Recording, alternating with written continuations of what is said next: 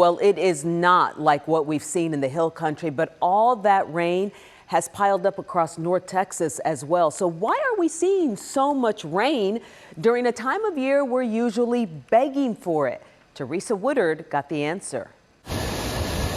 July is, on average, dry in Texas. It's typically DFW's driest month. It's doing that again, guys. Not this July. I don't know if you can tell, but it's raining pretty good now. In a live video from the hill country, rescuers desperate to continue their search documented continued interruptions. You can tell we're all kind of huddling here under the tent. And from rain.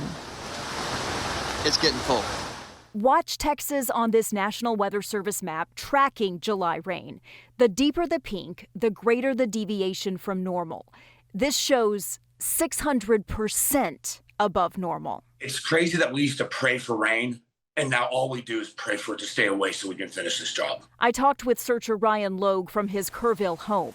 He'd rather be on the river. We've been putting 18-hour days in, 24-hour days at times, doing everything we can to get these families closure. And then it's like areas that we've been working on are now flooded over again. So we have to start back from ground zero. It's risen about 2 feet in the last 45 minutes or so. Typically, weather systems move in and the jet stream ushers them out.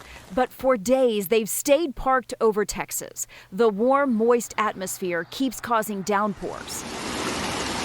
The Weather Service estimates 10, 15, even 17 inches of rain have fallen in several Texas towns. Drier days could be ahead, but the damage from a historic summer is done. In Dallas, I'm Teresa Woodard.